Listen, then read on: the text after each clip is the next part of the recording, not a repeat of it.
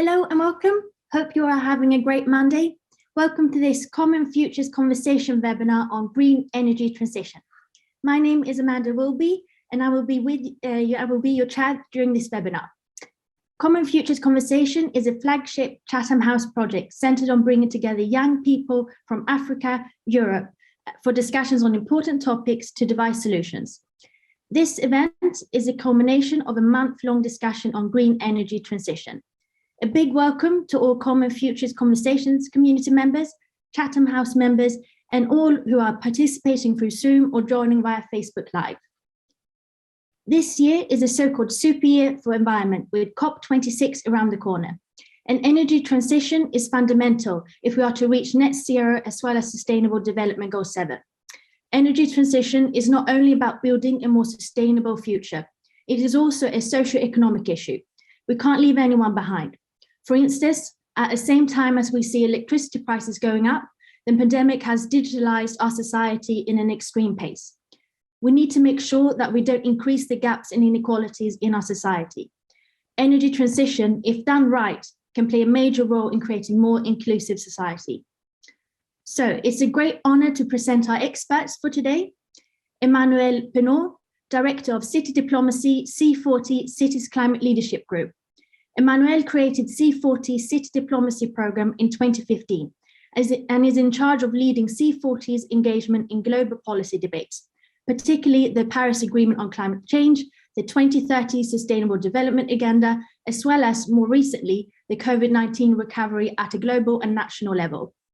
In 2016, she initiated the City IPCC partnership with the aim to raise the profile of urban issues in the IPCC. And in 2017, she initiated the Urban 20, the city space in G20. Her work focuses on enchanting city climate leadership, champion ambitious climate action by others, and remove barriers to city climate action. Prior to joining C40, Emmanuelle worked as a consultant to the French Ministry of Foreign Affairs, Con Cultura El Salvador, UNDP, the Colombian Ministry of Culture, and the Bogota Mayor's Office, delivering cooperation projects and building diplomatic agendas in the sectors of culture, urban development, and climate change. Anne Nyambane is an energy expert under the NORCAP roster and was until recently deployed to the Food and Agriculture Organization of the United Nations in Uganda as a junior energy expert consultant. Anne is also a former Academy Mo Ibrahim Fellow at the Chatham House Environment and Society Programme. Her research has mainly focused on sustainable energy transition and energy governance and how these impact human well-being and enchant poverty alleviation for the most vulnerable in the community. So without further ado, let's hear from Emmanuelle and Anne, who will approximately get 5 minutes each to present. Emmanuelle, would you like to start? Thank you very much, Amanda, and good afternoon, everyone. It's a pleasure for me to be joining this session. A quick word on C40. We are a network of big cities working together to tackle climate change. And my role at C40 is to ensure that the voice of these big cities is included and influential positively in the climate policy debates at the global level. So you were mentioning COP26, for example, make sure that mayors are engaged into COP26 in Glasgow in a few weeks and have a positive influence on its outcomes. So I think today we're here to discuss the green energy transition and how we can encourage it. I would start by saying the green energy transition, what is it? It's basically the answer and one of the most pressing answer to the climate emergency. And just a reminder of the very dire situation we're in. Experts call it now a red code situation. You might have seen the latest IPCC report that was very unequivocally that human-induced climate change is widespread, rapid, and intensifying. And that unless there is immediate, rapid, and large-scale reductions in greenhouse gas emissions, limiting warming to 1.5 degrees will be beyond reach. So we're really in an emergency situation. And what we see from national governments, so the countries who are precisely going to gather in Glasgow in a few weeks to recently published a report that analyzes what countries are committing in terms of GHG reductions in the next years, and found that if we accumulate all these commitments by national governments, global emissions will not even reduce by 2030, but they will increase by 16% compared to 2010 levels. So this is obviously very far from what science is recommending us to do to tackle the climate emergency. The same IPCC says that if we want to reach or to stay in the limit of 1.5 degrees by the end of this century, we need to halve global carbon emissions by 2030. So divided by 2, reduced by 50%. And now we are looking at an increase of 16%. So we are very far from what is needed. And it's quite alarming, I have to say. So I think it's important to say that not all countries are the same in this situation, and some countries have clearly more responsibilities than others, an historic responsibility because of their level of emissions and their history of sending carbon in the atmosphere. And particularly the biggest, richest countries of the world, which are gathered currently in what we call the G20, the group of the 20 richest countries, which is a mix of historic Western, global North countries, European countries, North American countries, and emerging economies from the global South, such as China, India, Brazil, Mexico, all of them, and especially the two first ones being currently the biggest emitters of the world. Those have a specific responsibility to tackle the problem because they are the biggest emitters, but they are also the richest countries and the ones who have the most means to address the problem. And if they acted decisively together and aligned their climate plan with a really ambitious pathway, and we're really having 1.5 as a target, they could all together keep global warming to 1.7 degrees, according to the World Resources Institute and Climate Analytics, which published a report on this recently. And then the rest of the world will bring us back to 1.5.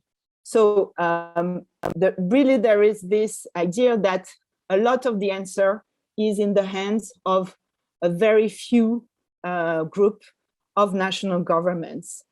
And all of them at the moment are seriously missing in ambition, with some of them clearly showing climate obstruction in this group. So see, you've got a few minutes left now, so 1 minute left. Thank you. I don't want to depress you, and especially young people in this group, but we have to be honest about where we are. And I just want to say that despite of what I've done, what I've said, not everything is lost. And hopefully there are some people who are doing things to tackle the climate emergency. And those people are the mayors and the leaders of cities in general, quite committed to the 1.5 degree trajectory, especially the mayors who are in the C40 network, who are the biggest, the mayors of the biggest cities, and also the most ambitious one. So what are they doing really to tackle this situation? They are committing to carbon neutrality by 2050. So to achieve net zero emissions in their cities by 2050, but even more than that, to halve their emissions by 2030, which is the necessary step if we want to achieve carbon neutrality. And these commitments are now being spread to a large number of cities. There's a campaign called the Cities Race to Zero that is going to be concluded by COP26 with several hundreds of cities joining it, which is really the campaign for cities to stay within the 1.5 degree limits. But it's not only about commitments and ambition, it's also a lot about actions and concrete actions that mayors and cities can take in their cities day to day on a number of sectors. So, for example, reducing the emissions that are emitted by buildings in cities, old buildings, new buildings as well, turning a major part of their cities into low emission zones, and we know that perfectly in London, procure only zero emission buses from 2025, turning all the bus fleets into electric, developing walking and cycling infrastructure, reduce landfill waste, create sustainable food system, etc., etc. There's a number of actions, and I can give you more and more examples of how cities are tackling the climate emergency, even in countries where we've seen national governments not doing their fair share. For example, Australia is a good example of that. So to answer your question on how do we encourage the green energy transition, and speaking directly to the young people, I think my answer would be young people first, keep mobilizing yourself and increase your mobilization on climate. Adults are proud of you and they also need you. They need your energy and your vision. Vote for the right persons, not only at the national level, but also at the local level, and engage with your mayors and the municipal authorities about their climate plans and be demanding with them, ask them to be ambitious, and finally support them when they face opposition on what they want to do, because each time you want to, for example, reduce the place of cars in a city, you really face some difficult situation and a lot of opposition. So in a nutshell, we could say that how do we encourage the energy transition? Think local and work with your city. Thank you so much, Emmanuelle, for those very encouraging words. Up next, we've got Anne. The floor is yours, Anne. Okay, thank you so much, Amanda. And it's also a pleasure for me to be back here again. And today I'm going to focus on some of the progress that have been done, especially in Africa, when it comes to this green energy transition. And what I would say is, if you look at the recently released report on how we are doing when it comes to achieving SDG 7, the reality is that we are way far behind. And if we were to have achieved this by 2030, the next 9 years, it means that we have to put a lot of efforts when it comes to financial resources, technical support, especially for countries within sub-Saharan Africa, because that is the region where most of the people by 2030, if we don't do anything about it, it means that most of the people will not be having access to electricity. And it's just not about having access to electricity, but ensuring that they have access to renewable electricity from renewable energy resources. And also looking at how most countries within Africa, how they produce the electricity, you find that it's usually mainly from hydropower. And we know that hydropower will be impacted mostly due to climate change. So addressing, ensuring that we have energy systems that actually are they are not impacted on by climate change is also one of the key things. And such system like solar and wind would also be an ideal, and it's time for us to transition to that.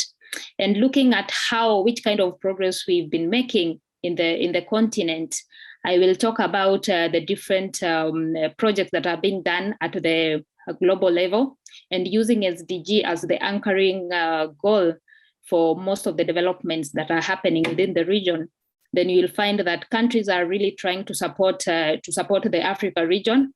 And I think one of the, for example, we can talk about the Power Africa, which is an initiative by USAID that has been trying to promote electricity and also green energy within many African countries, and also just trying to understand the sector more and identifying some of the opportunities that could be tapped into in order to support the region to actually transition to green energy. And we also have the New Deal for energy for Africa.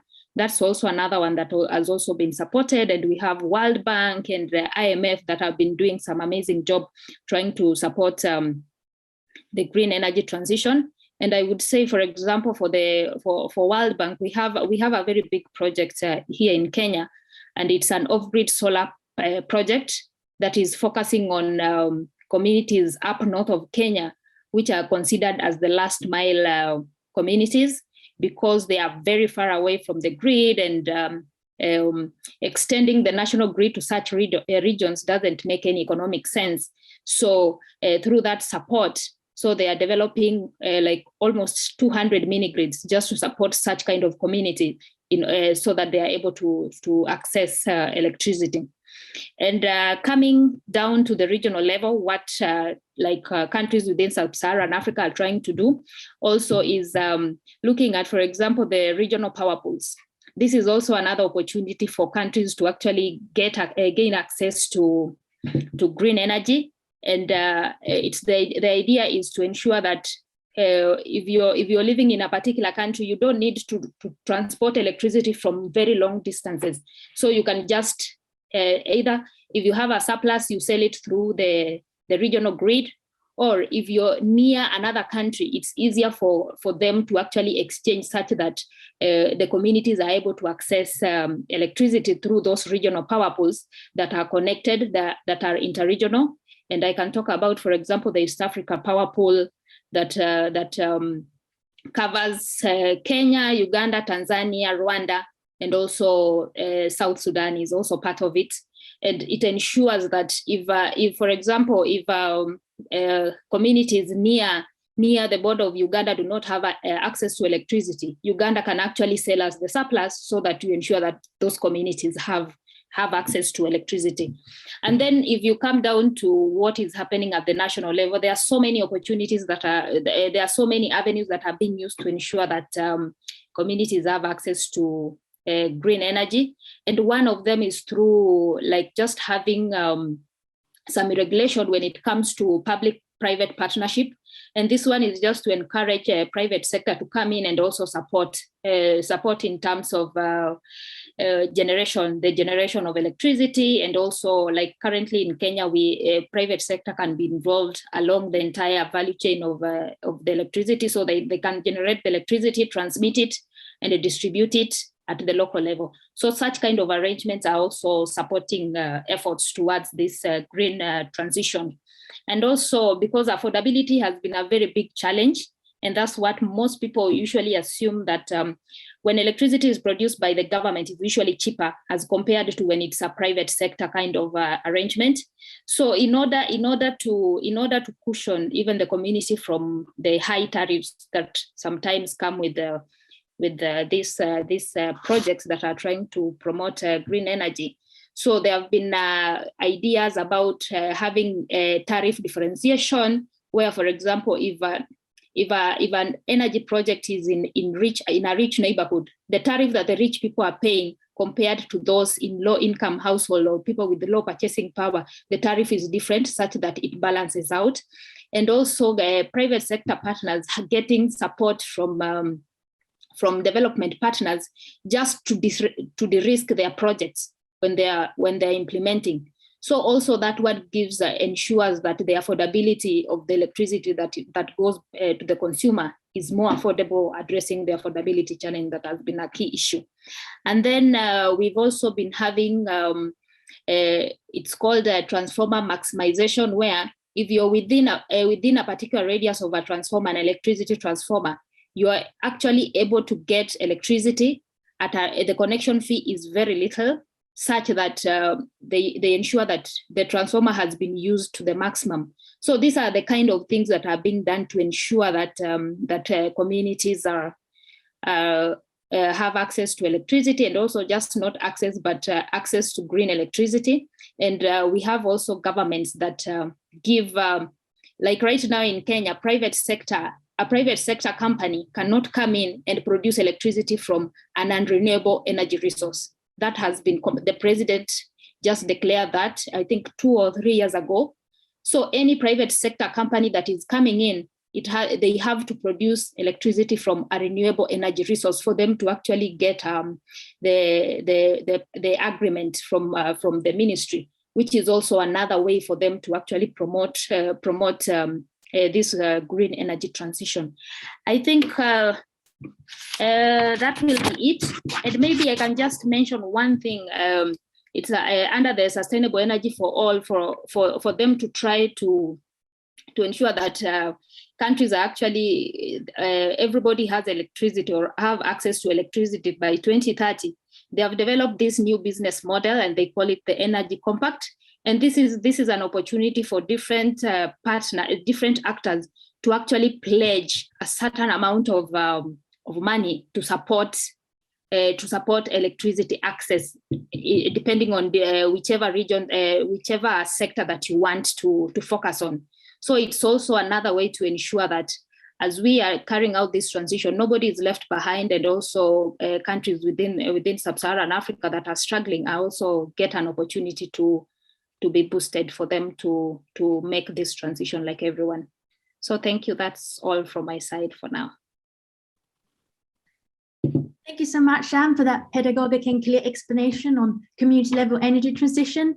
And once again, thank you, Emmanuelle. The Q&A function is open for any one of you who have specific questions to Anne and Emmanuelle. But let's hear from the CFC community members now and their policy ideas. They will each have around 2 to 3 minutes to pitch their policy ideas, which will be followed by feedback from Emmanuelle and Anne. So first out, we've got Jan Stormann from Austria, France. The floor is yours, Jan.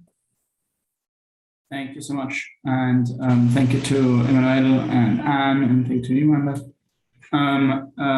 So essentially, I've worked on the European Forum for the Future of Europe, and a lot of the negative feedback I got within that community that I saw in regarding to whatever climate activities other people proposed was that people were always very afraid that they'd be the ones left behind, right? So people living in the French countryside were afraid that they're going to get all the wind energy being produced in their neighborhood.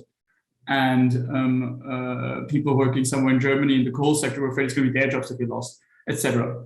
And so what I was thinking is a lot of these people would probably be a lot more open to an energy transition if they could get the opportunity to be shareholders in that transition, right? To also profit from it.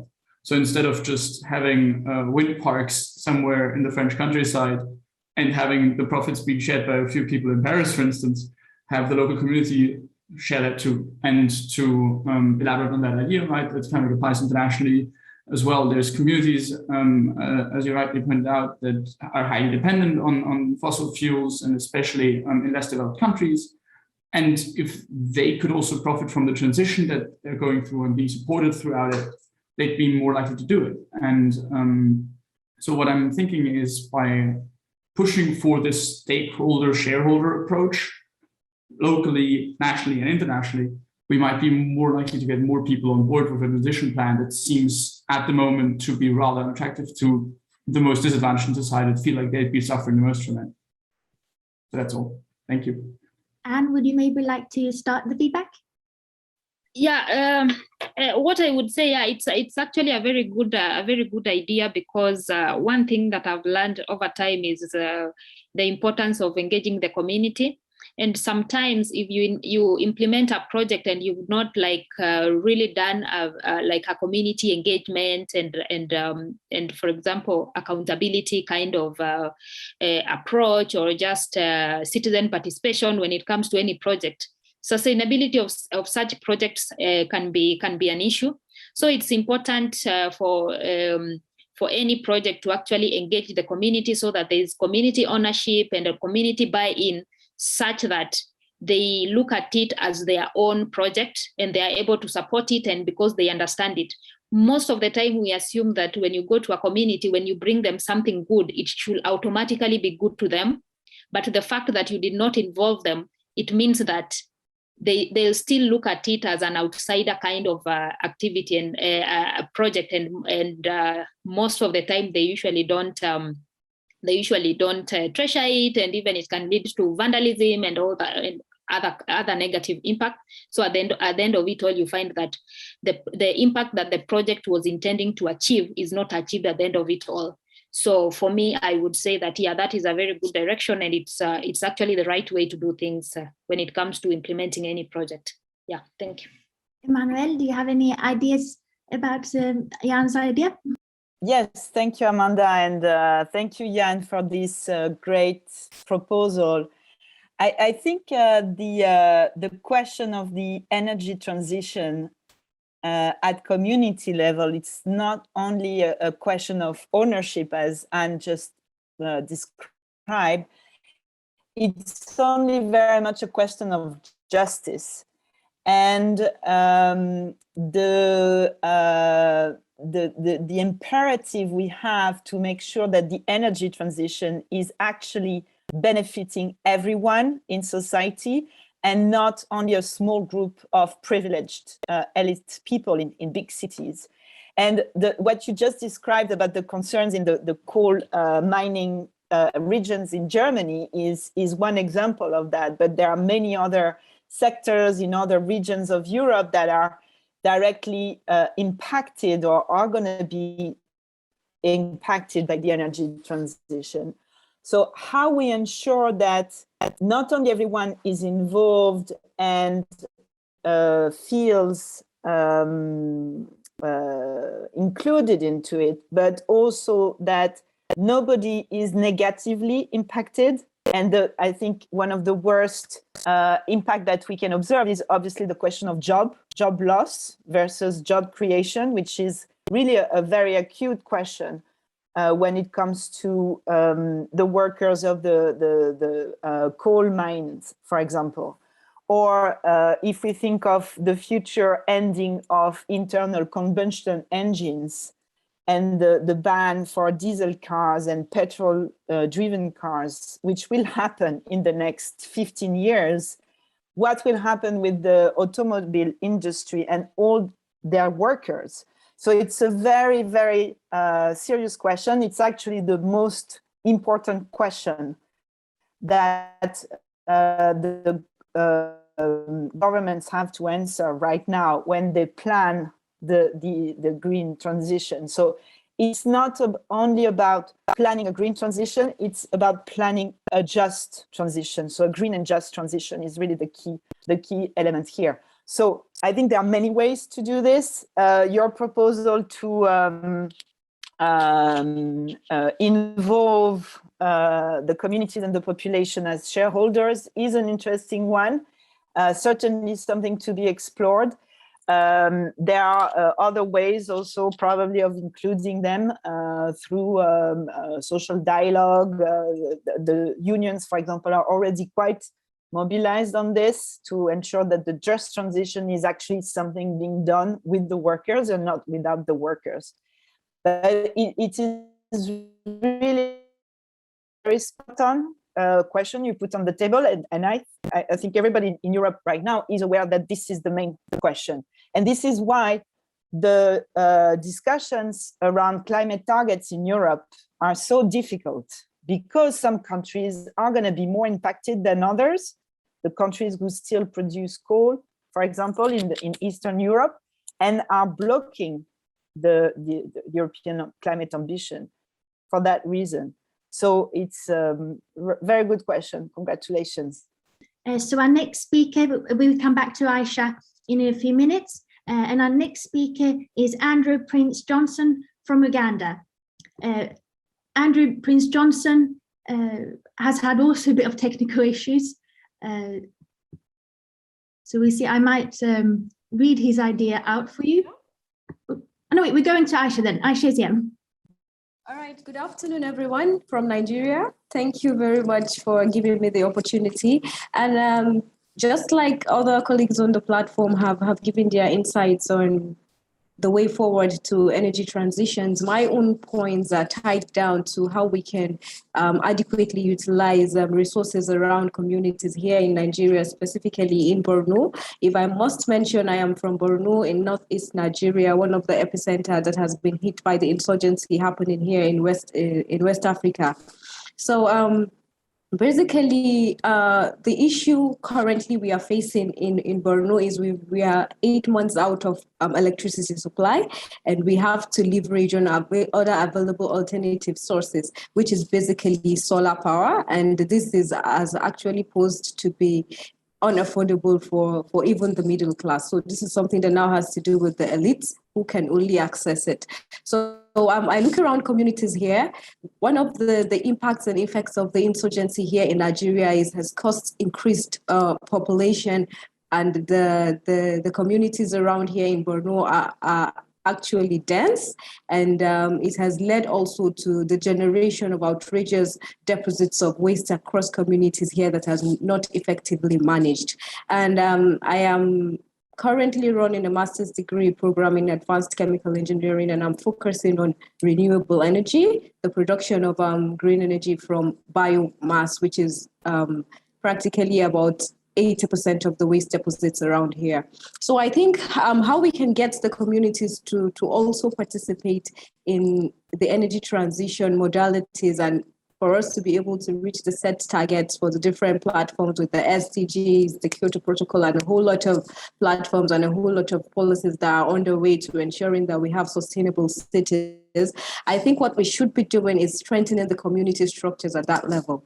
The level of community participation and inclusion on issues relating to environmental management and then how it aligns to renewable energy is actually very low, to the barest minimum. The communities are not even aware. If you check on the dashboards on the trends for even the literacy level, I think we should now be focusing more on localizing even the awareness key messaging that is being sent out to the communities on issues of environmental management, waste utilization, and how we can also work towards achieving the set targets by 2030 to 2050. So I think what we should do is strengthen the community by creating and establishing community-based group where we could have activists who will be bent strictly on ensuring that waste are managed from the generation point to the collection and even the utilization. And that way, with a more consolidated and collaborative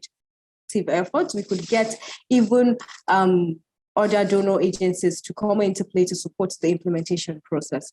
And if I must mention, this doesn't mean that we do not have environmental management policies underway. We have them, but implementation has been the issue. If we look at the population of Nigeria and the requirements to ensure that we are implementing all of these things, the ratio is actually very low, and we really need to jumpstart a whole lot of groups at the community level to ensure that we are doing the right thing. That's all from my end, and over to you. Thank you. Thank you so much for that brilliant idea, Aisha. Emmanuelle, do you have any comments for Aisha? Thank you, Aisha, for this interesting proposal. I think the idea of turning domestic waste into energy is a natural one, and right at the heart of the idea of circular economy or resource efficient cities. And some cities have already experienced this on a large scale. So I would recommend you to look at previous experience in other continents, perhaps. I'm thinking of Brazil. The city of Rio de Janeiro has a program precisely on this, on turning, on creating biofuel out of waste, with interesting lessons learned, both on the positive side and the negative side, because this is, I think, I understand a challenging idea to implement. at many levels. So I would encourage you to look at this, but definitely something to explore. I would just add a comment that I'm not sure what the impact of this kind of initiative would be concretely on the emissions of a country like Nigeria, for example. Considering that African citizens in general produce much less waste than people in Europe, or even less, tens of thousands times less than people in North America, for example. So you have to consider the impact of that kind of measures on climate. I think it's quite limited. It's certainly more interesting on, for example, air pollution or sea pollution. And I think you mentioned plastic pollution. That's a definitely interesting one. If you want to have an impact on climate change from Nigeria, I think a very important field to explore would be how we help a country like Nigeria, which is one of the most important oil producer in Africa and in the world, to decarbonize, to stop exploiting fossil fuels, and to develop a renewable energy system or grid. That, I think, is something that is quite needed and would have a huge impact on the carbon footprint of the country. And do you have a few points for Aisha? Yeah, I would say maybe there's one project that was going on, and it was called the Africa Biogas Program, and it's one of the projects that was implemented a few years ago, and the idea was to look at how to convert waste to energy, and that one was focusing more on biogas for cooking, and also they were using biogas for lighting. So looking at the kind of focus that you want to have, I think looking at these kind of projects and how they were done and some of the lessons that were learned from that would actually give you a better perspective on how you would like to go about that and trying to explore the project that you're proposing. And I was also thinking about when you're talking about, because you mentioned biomass, so I'm wondering, are you also thinking about maybe residues from maybe industries and such kind of things? Because in Kenya, for example, we've been having a lot of like some big companies like the British American Tobacco, where instead of tobacco farmers actually cutting trees, they are using bagasse from sugar factory to make briquettes. And then these briquettes are used in tea factories and also in tobacco curing by the farmers. So it actually reduces the impact that farmers have cutting down trees for them to use for curing and also tea or curing tobacco. So those are some of the things that, so it just depends on when you talk about biomass, which scale, or when you talk about waste, which kind of waste you're talking about.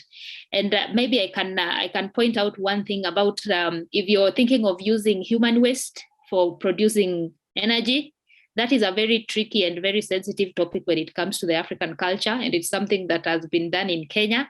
And companies are really struggling with that, because for us, we know that the moment fecal matter is supposed to go down the drain, we shouldn't be converting it to anything. And then you come and you're like, you know what, this one can actually produce gas that you can use for cooking. It also has organic manure for you to, it's culturally, that is just who we are. It's something that it takes time for people to actually accept. And that has been one of the biggest challenges when it comes to implementing waste to energy, especially when it comes to human waste. But animal waste is more acceptable, and it's something that has been used previously. So these are the kind of things that you need to think about and try to look at also the cultural aspect that will come with it, depending on which bioresource you want to use. So yeah, thank you. Thank you so much, Aisha, for sharing that interesting idea. Next up, we have Andrew Prince Johnson from Uganda. Unfortunately, Andrew has a bit of a technical issue, so he won't be able to read his idea out. So I will read it for you. According to the Uganda Bureau of Statistics, Uganda has 6 million registered motorcycles, and about 93% are used for transportation businesses, meaning they consume fuel every single day. And that's a lot of emission for these motorcycles alone. One motorcycle costs about $1,385 compared to that of a solar-powered engine, which is $1,585. Andrew's idea is to create a system where fuel engine rides can be offered solar-powered engine bikes at either half the price or 80% of the price of a fuel-powered engine. This will encourage them to abandon fuel-powered bikes for a solar-powered bike instead. And so that's Andrew's idea. Anne, do you have any feedback to Andrew? Yeah, that's actually a very interesting idea. And having lived in Kampala, I actually thought that in Kenya we have a lot of motorbikes until I went to Kampala, because for them it has just been taken to the next level. So I think having implementing such an idea would be a very amazing thing. But I don't know. I have some reservation. Of course, it's a very good idea, that is for sure. But maybe doing some little piloting to just see how that will work, especially because those depending on the capacity of that of the solar if they are driven by solar, like the capacity of the battery that will be attached to the motorbike, how far will it go? Such like having understanding the practicality, because those motorbikes they go for a very long time, and if, for example, they need charging, such kind of things have to be considered when thinking about how to implement such a project. And also, I think a big thing that is currently going on in Uganda, and the Ministry of Environment is really taking it seriously, is about the e-waste that comes from this technology. And that one is just not only about the motorbike, but also for us who are working in with development partners, implementing any solar projects, implementing any project that actually generates e-waste. You really have to have a very clear way in which you will be disposing the e-waste that will be coming from this kind of project. So it's these are just some of the things there to point out, and maybe a pilot to actually see how that could work in an actual setting will be ideal. So thank you. Emmanuelle, do you have any pointers for Andrew? Yes. First of all, I think this is a very good proposal for many reasons. It is straightforward, it is simple, it is easy to understand, and it is completely aligned with global trends. As I was saying just before, the world is currently discussing phasing out internal combustion engines by 2030, 2035. This will happen. And first in the global North countries, probably, and a few years later in the global South, but this is our future. So that kind of proposal to turn an entire fleet of vehicles in a city from petrol powered vehicles to solar powered vehicles is completely in the global trend and aligned with what we need to do to tackle the climate emergency. So very good proposal. Obviously, there are a number of challenges for the delivery and implementation of this that needs to be taken into account, and I'm sure our colleagues from Uganda has already thought of them. But here we can think of, for example, the financial dimension of it, because he suggests that we could have a support for motorbike owners who want to switch from one vehicle to another. Where would the financial support come from? Would it be a national government incentive, through taxes, an international cooperation money, private investment. There are different forms, different things to consider. And incentive, how do we ensure that the proposal has a good uptake within the population? It's not that easy. We see in general a lot of pushback from vehicle owners when we talk about switching to electric vehicles. So there is a lot of work to do to convince people to do this. And definitely the financial support is a powerful argument. And finally, the last implementation challenge has to do with supply and maintenance. And how do we develop a local supply and maintenance chain that will guarantee the success of the transition? And I think it looks us back to the first proposal by Jan about the transition and the question of jobs lost and jobs created through this transition. So here's another example.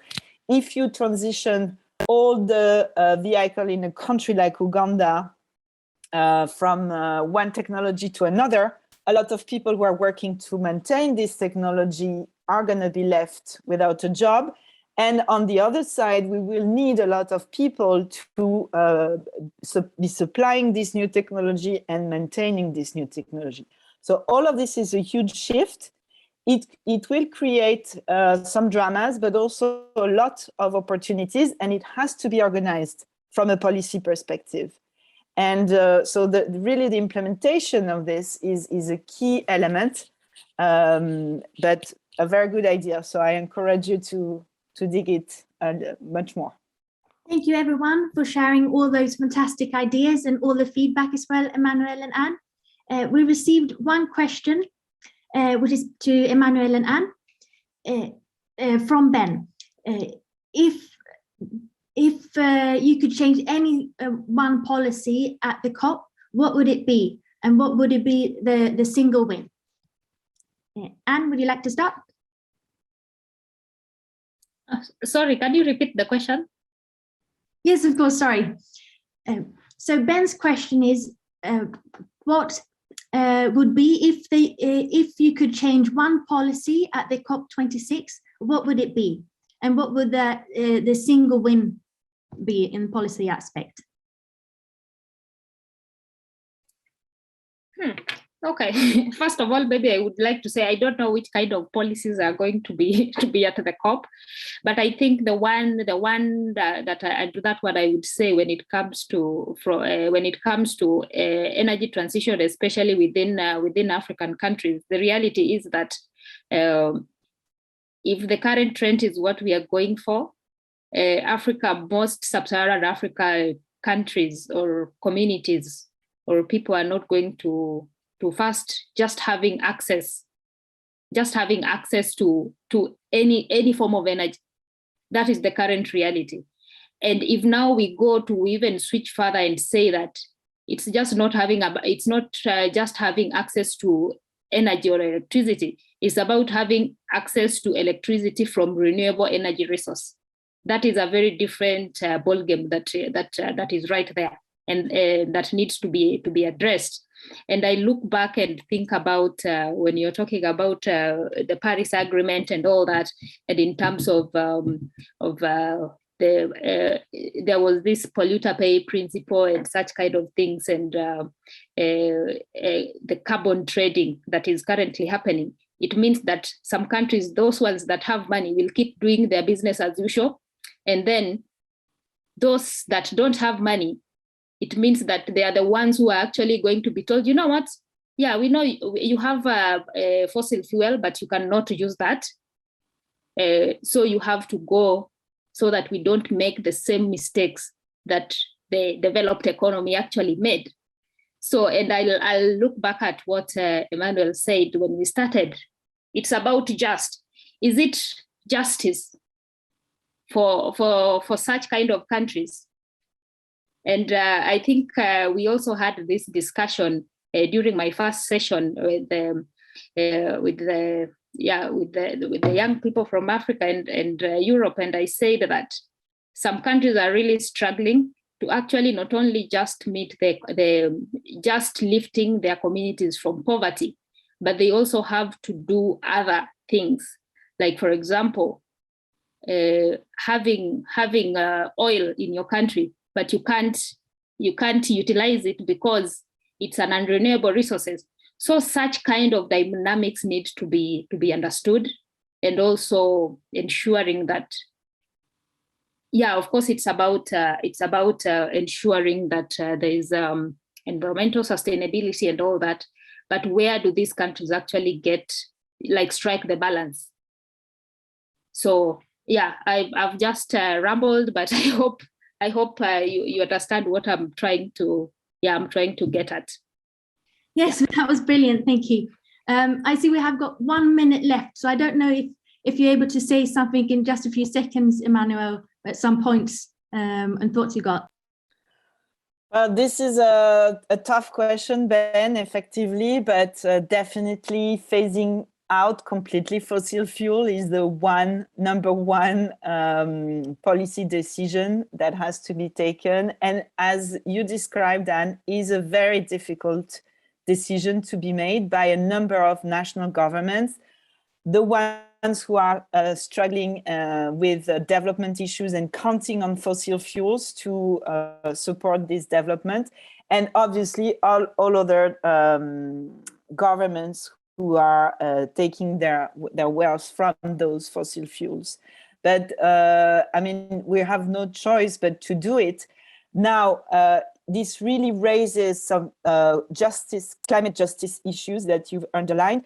And I think this cannot work if this is not done in conjunction with a serious transfer of wealth and resources from global north to global south, and as a compensation.